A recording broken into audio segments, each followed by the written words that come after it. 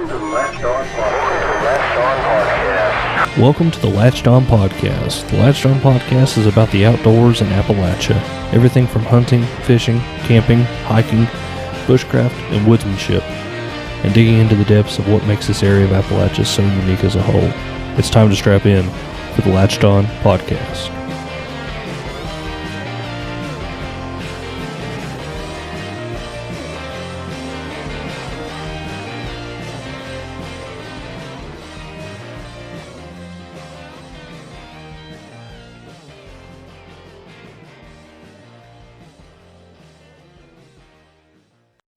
Guys, welcome to another episode of the Latched On Podcast. I'm your host, Andrew, along with Zac. And we're going to talk about backpacking, considering, well, at the time of recording this, it's almost backpacking season. And a lot of people, at least that I know, when I first was in, like, Boy Scouts and all that stuff, we used to backpack all the time up on Mount Rogers, Cumberland Gap, all that stuff, and overnighters and everything. And I absolutely love it because it's a good way to stay outside and multitask in the wilderness. Absolutely. It's I didn't do the Boy Scouts or Cub Scouts when I was young, but ever since I was a young kid, I've always enjoyed staying out and backpacking and camping. A lot of shorter trips. And then once I got older, I started doing longer trips, like the Chief Benji Trail on High Knob here in Wise County, and goes all the way down into Scott County, and a couple other good hiking trails and little backpacking sections you can do here. Yeah. A big thing, and I guess here we are, me and Zac, you know, if you listen to us by now, we're big gear nerds, so we're going to be talking probably a lot about backpacking gear and all that stuff. And actually, me and you had a really long conversation about backcountry hunting, but I think that backcountry hunting and backpacking coincide because most of the gear is the same. The only difference between backpacking and backcountry hunting is you're just carrying a rifle or a bow in with you. Absolutely. So my biggest thing, at least with my kit, I think is what we talked about. I got to reevaluate my sleep system and my tent situation. But we talked about three tents that really just attract both of us because we like that minimalistic, zero effort to set up and weight-wise. So I mean, let's talk about the tents that we talked about. Yeah, let's to get into it. That's what he was saying is a lot of your stuff bleeds over. So if you're already into backpacking and you want to do some backpack hunting, whether it's out east or out west, you can use the same tents and stuff.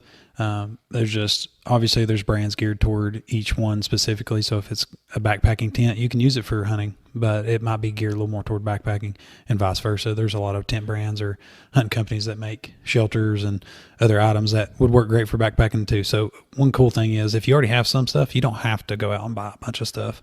You can, your stuff can bleed over to different hobbies and sports without having to dump too much money. But, we're gear nerds, so we don't care to spend a little bit of money on certain stuff.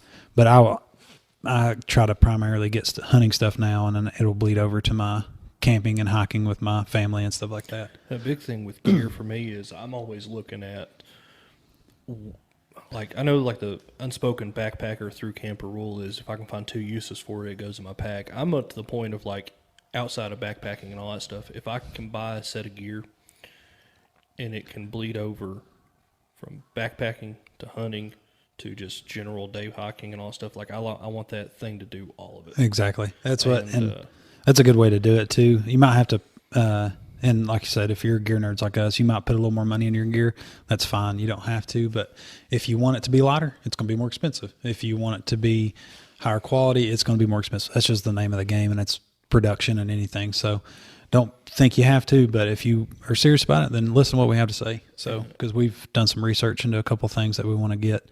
And like he was saying, the tent. So what tent were you were looking at for either backpacking in general, but also it's going to bleed over to our backpack hunting? Now, I checked out that Argyle Rincon that you sent me.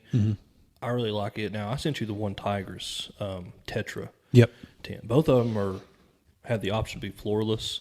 So they're like a 3-season tent or maybe a 2-season tent. I don't know. Honestly, the idiosyncrasies of that. But I know that the one Tigris, it's relatively cheap, and you can get it on Amazon right now. I think you can get the floorless version. It's on sale for like $109. Oh, that ain't bad at all. No, I didn't even know that was the full price. So if you can get it without the floor for $109. I think the full price of it should be like $130 because they call it the Tetra 130, which that's based on its price, and the other one's like the 170. Okay, so I've seen like the 175 one. Yeah, even the floored version that has sort of like the mini tent built in is still not expensive. Mm-hmm.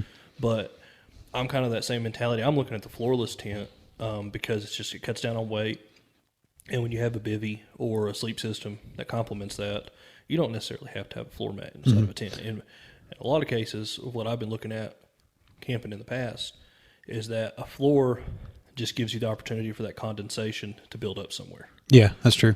And what are you saying about the floor or floorless? If you're as unfamiliar, a lot of tents now, they're two different pieces. So it's not your typical pole tent like you might have used in Boy Scouts or you might pick up at Walmart. Not that those are bad, but a lot of tents now, they're multiple pieces. So you can use them individually or as one. So we like the floorless personally. That's just the way we kind of are. But what's cool about a lot of these is if you only have a little bit of money, you can get the outer shell, which is like your rainfly first, and then you can always upgrade and buy the stuff later. So when we are talking about hunting and then a lot of times backpacking, we like going in the spring or the fall when it's a little bit cooler. The bugs aren't nearly as bad. Usually the snakes aren't up or out yet. They're not as active. Not as active, regardless. Exactly. So we like the floorless options. And then what's cool is if, say, we like the tent good enough to use it during the summertime with our, individually or with our kids, you can always upgrade and get the floor. So the floor will have like the bug net sewn to it. Mm-hmm. It'll hang up inside. And that's like what we're talking about. So just a little quick thing on that. Mm-hmm. But that's what he was saying. The one Tigris is a pretty cool option. And that one and the Argali that we both looked at are TP. You both all you need is either a pole or a tracking stick. Yeah. And if you're already backpacking, like say hypothetically you're walking through the Appalachian Trail, doing like a 10, 20-mile hike, and you're conscious about your weight, or you're backcountry hunting and you're conscious about what you're carrying in your pack. I mean, 2 pounds of tent poles compared to negligible weight and walking sticks, and like that mentality of you need 2 or 3 uses for something to use it. You can use your trekking poles to, trek. That's what they're called. And then you can also use it to put up your tent, and that's all you need. Yeah, and you can get some inexpensive ones. Walmart actually has some pretty nice, they look very, I'm not using myself, but they look pretty high quality. But a set of trekking poles aren't very expensive. And if you're backcountry hunting, you definitely want trekking poles anyway. Mm-hmm. Just my trip that I took this year in the Appalachian Mountains, my little solo hunt backpack trip, I used my trekking poles. Mm-hmm. And that's I used a tarp shelter, which externally I turned it into a form of a teepee shelter with a floorless bottom. That's another thing. Like if you're a minimalistic backpacking camper, like I'm a big hammock camper. Like if I can haul in a hammock, I'll haul in a hammock. And usually if I'm camping in the summer, that's the thing. Like if I'm backpacking camping in the summer, I'm going to be carrying a hammock with me because first of all, it's off the ground and you can get that airflow from the air. So it negates the need for a floored tent, especially if you're by yourself. Like if you're with family or with your significant other, it's a different story. They may want to take a camper for all I know. Mm-hmm. But at least for what I use, I like to hammock camp. So especially from about June until about September, if I'm going out camping, even if it's backpacking, it's going to be with a hammock system. But regardless of that, you use a tarp system for it. And the tarp system is also, like, if you're willing to go that minimalistic, it's a really great option to have. Mm-hmm. That's what I did. Because you can do a floorless option. You can configure those things into a teepee, an A-frame, a lean-to, whatever you want to do. Mm-hmm. You can do that with the tarp. And now, the tarp I bought it like 6 years ago, and it was when hammock camping and tarps were really popular. This was a DD hammock tarp. It's 10 foot by 10 foot.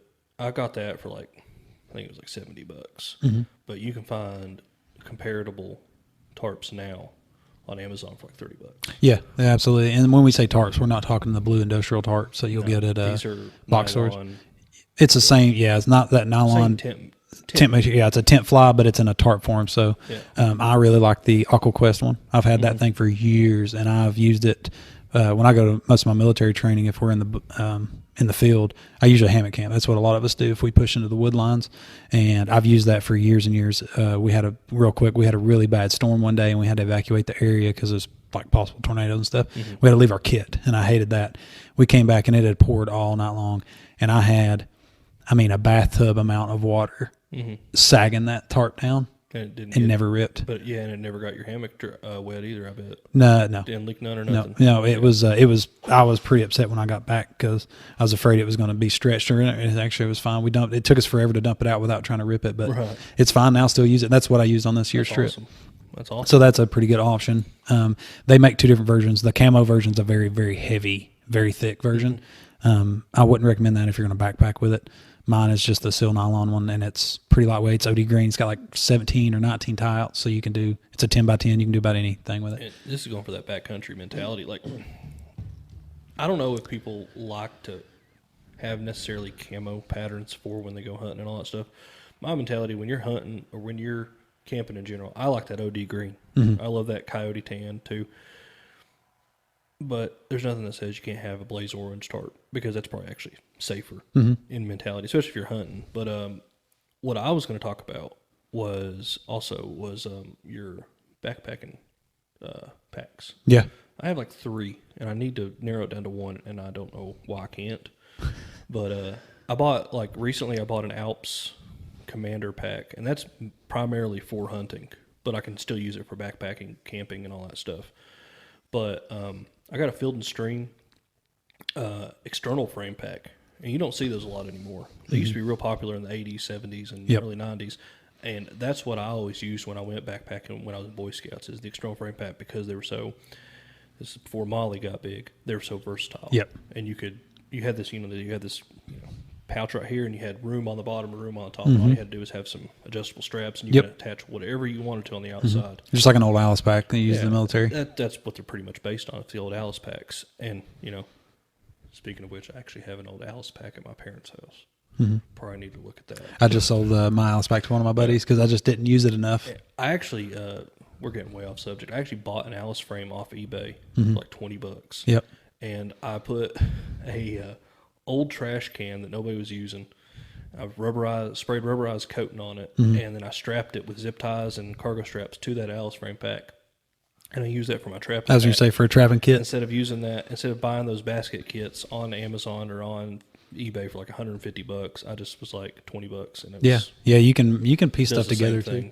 And that's what if you want. So let's say if you are into hunting and backpacking, you want to do both, right? I would recommend getting a hunting pack that you can use, like he was talking about the Alps Commander. It's a pretty slick setup, and you can backpack out of it. But also for hunting season. So if you can only get one pack, I would say lean toward a hunting pack because 1, they're more durable. 2, most of them are, you can haul meat with them.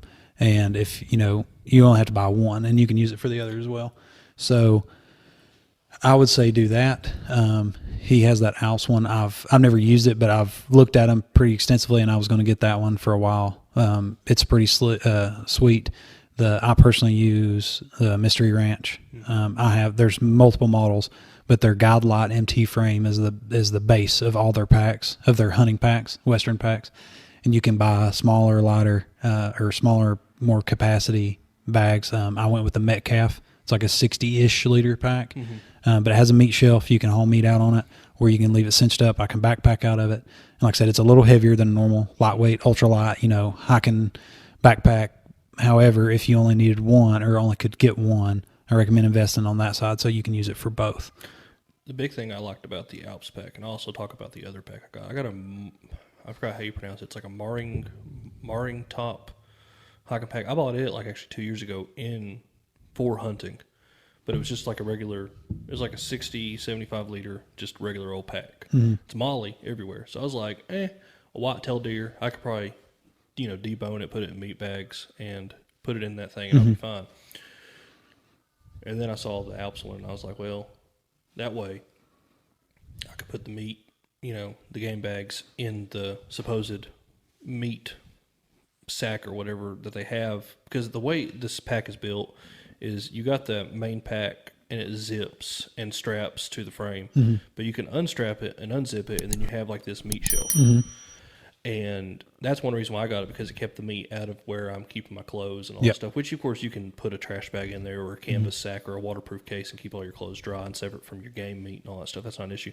But talking about backpacking-wise, I got that for the versatility also because I knew that the Alps Commander could haul up to 150 pounds. Oh, yeah. And you wouldn't have to worry about it ripping, breaking, or nothing like that. And a lot of backpacking packs, I'm not dissing them or nothing, but they're not rated for that. They're made for, carrying your clothes, carrying your camping gear. Yeah, 40 or less pounds is most of their ultralight looking packs. So they're not as, like I said, just well built in general. Exactly. And they're meant to do what they're meant to do. So if you're thinking about using your hunting pack to go out Colorado elk hunting, probably not the best thing to haul an elk in. Are you talking about a backpack? Like a backpacking pack? Like a regular backpacking pack. Probably not the best thing to haul elk in. That's why I always recommend to get your get a hunting pack. And that way that you can carry that extra weight.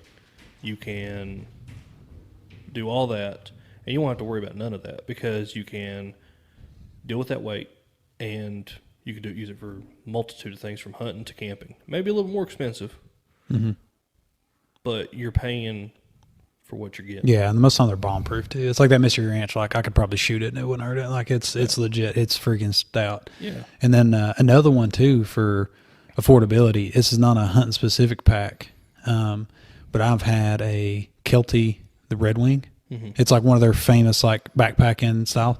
They're if you get the I can't remember what it's called. It's like their 4 series or something. So a lot of people might not know. Red Wing does issue certain military units packs, and they sell their military eccentric packs to the public as well. And they're very, very affordable. Most of them are like $200 or less, or give or take. And then as soon as you get on their website, if you sign up for their text thing, you can get like 10-15% off right off the top. So there's ways to save money very easily. I think it's their 4 series. I can't remember what they call it. It might not be the 4. So, but like I have an old Red Wing. It's the old model Red Wing 50. It says 50 liters. I swear that thing's closer to 60. Like I think they shot themselves short on that. It doesn't have a meat shelf. That thing, I used it in the military until I got that Mystery Ranch. That's what I used in the military for years and years. Took that thing to the desert and beat it to death. It rode in the back of trucks. I'd strap it down to the roof of my truck and, scooting through the desert and everything. And that thing never ripped or nothing. And I had a stupid amount of weight packed in that pack. You can't say that about a lot of packs. Yeah, and it's super comfortable. Like I said, it doesn't have a meat shelf. But like Andrew was saying, if you do get an animal, you can always just throw it in the actual pack itself. You just have to do something with your gear, which you can look in different ways to do it, how you want to do it, how you and your buddies or whatever. But that's another affordable option is those Kelties. The Red Wing series are pretty sweet. They make the smaller ones that are great for day packs as well as like that 50. I still have it. I can't let go of it because I've had so much good quality out of it, good luck out of it. I've not wanted to get rid of it yet, and it's got a nice hip belt. It rides really well. That's my big thing about a lot of packs that I have. I have like a whole tote, industrial size tote full of like hiking packs, day packs, and just overall tactical-ish type packs. I can't force myself to get rid of them so much because they're so handy to use. And like I even carry my fishing gear, my general fishing gear in a Molly pack just because it's portable and it's easy to use and all that stuff. It's like one of the outdoor gear. I forgot what the brand is. They sell them at Walmart. You can give like $20, but those are really good. Yeah, they're really good. I even got one I think for work for when I have to go on hospital runs, and I'm out of the home area for a couple days. It's really good to carry extra clothes and necessities in it, but we dabbled a little bit in backpacking and through camping and all that stuff. And we really, we talked a little bit about the hunting aspect of it, but we're trying to apply our hunting aspects into you people out there who's not listening to hunting. So hiking trails that you want to look at this year. I'd love to go to Mount Rogers. Yeah, I've never been there. I want to go there. Love Mount Rogers. It's like my go-to place to. It's like one of these places like. It's the closest you get to out west and be east of the Mississippi. It's one of those places. Like the climate is very similar to what I would consider to be Colorado, and I've been to Colorado before, so I can say it's very similar to Mount Rogers. Maybe a little bit more humid than Colorado, but yeah, nobody tears apart on that. We're East guys. We're trying to compare. We're trying to do what we can training wise for hopefully future trips out west, and we can't just drop everything we're doing to go out west to hike to prepare ourselves. I So would love to. My cousin does it all the time, but he's not married, don't have kids. yeah, so yeah, he can do that all he wants. yeah. If you're doing that, then yeah, absolutely you can get your flyer miles up and go over there for pretty cheap. But us as being family guys, full time jobs that we normally work more than 40 hours a week, we got to do what we can. So it's easier for us to squeeze out a trip, but because Mount Rogers, a couple hours away. I think if we're pushing it on, like, if you go through Abingdon, through Damascus, we can get there in an hour and a half. Okay, yeah. If you go through Marion, 2 hours and a half, 2.5 tops. Yeah, and that's us driving our regular regular vehicles. If you go through Damascus, it's another like 19 miles from Damascus Mm-hmm. to the trailhead at Grayson Highland State Park, which is usually the shortest and most direct route to get to the top of Mount Rogers. It's like a 5-mile hike. Yeah. But there's other ways to hike Mount Rogers. Like you can actually hike from Damascus, and it's like a 20-mile hike. Yeah. Because it's like a big section of AT, right? big section of the AT, big national forest area. It's a lot of wilderness areas in there, so there's no vehicle traffic allowed in a lot of good swaths of it. So it's real, and it's above 5,000 feet. Yep. So the climate's a little bit different than the rest of the mountains. And that's what we're shooting for, guys. That's what we're trying to get, that higher elevation, because I live at one of the higher elevations in our area, and we're a little shy of 3,000. Yeah. But that's about as high as we can That's get. about the average. I mean, actually, it's above average for the height of where we live. Like, I think the only, I think my average altitude where I live is right at 28 to 29,000. But like my hunting property that I hunt at in, You mean 100? yeah, 2,800? Yeah. 29. Yes. That's what I meant. I'm sorry. Yeah. And then, but my hunting property that I hunt at in Dickinson County, it's only at like 2,000 on the dot. Yeah, so that's what we're talking about. We just got to shoot for what we can. There's a couple good peaks in, I know in Gatlinburg, Tennessee, which is in the Great Smoky Mountains. And in North Carolina. And then, down in North Carolina, we can get down to Grandfather Mountain, and that's part of, starts with a S. I can't remember which national forest. I think it's a S. And then you got... I know the Cherokee National Forest yep. is in North Carolina. We got Cherokee down there, too, Yeah, I know the Cherokee and the Great Smoky Mountain National Park is the only public land national forest I can think of down there. But we plan on doing some trips like that to try to, maybe the year that we plan on going to try to get ourselves, ready as much as we can, so we don't get out there and hopefully don't have to face too much issues with altitude, and because everybody knows that's a real thing, which we'll touch on that more when we actually talk about when we actually start planning a Western trip. But I've looked at Mount Rogers. I would like to do the Chief Benji Trail. I've never actually done it. Oh, really? Yeah, I live around this area, been around here forever, but we never hiked it when I was a Boy Scouts. We always did Mount Rogers, or what they call the Mishamagua Trail near Cumberland Gap. But I've never actually been on the Chief Benji Trail. We'll try to hit that this year. It's a fun one. You can do it a hard way or an easy way. Yeah. You can either go downhill or uphill. Yeah, the downhill is from High Knob down to Little Stony. The High Knob Tower, yep. Yeah, and then the hard way is the opposite. Yep, yeah, and it's uphill almost the whole way. Yeah. It's uphill both ways, but because there is a lot of ridges and stuff you got to cross. Be ready to get wet. I know that for sure. The last section, when I done it, I actually had a video years ago about it. I think I did 21 stream crossings in like a 3-mile stretch, and that was only in that one set. That was not including all the other strings. But I believe it though. Yeah, it was pretty intense. I went it rained while I was on my hike too, so it was fun though. It was nice and warm. Yeah. So like the water wasn't bad, but it was the water was up, and it was pretty dangerous. The best time to go is in the middle of the summer where it's humid, because first of all you're dealing with altitude of 4,000 feet, so it's going to be a little bit cooler up there. Yep. But if it is a really hot day, you got a lot of stream crossings to keep you cool. So another trail I've never hiked, and this is actually kind of like a plug of something should be done about it. I think that the Pine Mountain Trail on the Kentucky-Virginia state line. Yep. I think it's a usable trail from the Breaks Interstate Park almost down to a little bit past Pound Gap. But I've thought about doing that trail because I think it's like 40 miles of a trail. But some of it is on private land, and I think the Forest Service is having some issue with access to that. Oh, yeah. At least on their website they say there is. But I have this proposal to extend that trail. Maybe from where Kentucky, West Virginia, and Virginia meet, and go, and you can follow the mountain range all the way down to the Cumberland Gap. That'd be sweet. That would be like 200+ mile hike, and you can literally hike from West Virginia down to Tennessee. That'd be cool. Now, not a lot of places can do that except for the Appalachian Trail. Yeah. So I don't know. Maybe it's something that state legislators could listen to this and.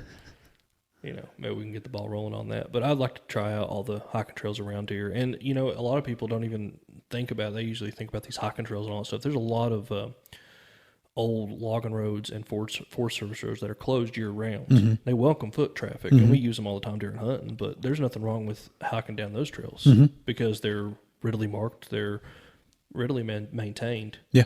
And if you're looking to hike an area of the national forest that maybe no one else hikes, yep, you're a lot less likely to see people. you're a lot, yeah. If you want to hike to stay away from people, you might want to check out them Forest Service roads. Some of them end up in the same place as a lot of hiking trails, and they got the gates closed, so you won't see no vehicle traffic. You may see a biker or two. Yep. But for the most part, they're readily unused except during hunt season. Mm-hmm. Yeah, that's pretty much it. But this is just a touch on backpacking and all that stuff, and we'll probably have other podcasts on it. But where it's getting ready to really be the spring's about to come in. Spring's probably already in by the time this podcast drops. But it's definitely something that I look at is backpacking, and it's something I want to do a lot more of. Because when you have kids and full-time jobs, you kind of get lost in what you enjoy doing, and you sometimes want to have that free time to maybe clear your head and. And also you can use that as an opportunity to do scout during hunt season and also just test gear. That's the biggest thing is make sure your system is like locked tight. You got to test all that stuff out. And then you can that's cool if you do have two different sets of stuff. Like I have some ultralight backpacking gear because I used to be pretty heavy into ultralight backpacking. Mm-hmm. Now I have a lot of hunting stuff. If I want to, I can take out my hunting kit and just don't carry the rifle or the bow. And you can test your hunting gear and see if you like just using a tarp setup or if you want to use a hammock or if you do get a new tent, take it out and test it and, things of that stuff. Yeah, always test your gear. Yeah.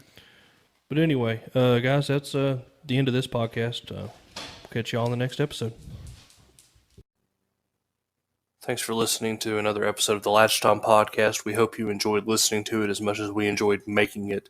Our episodes come out every 2 weeks, so stay tuned for the next one, and we hope to see you all next time.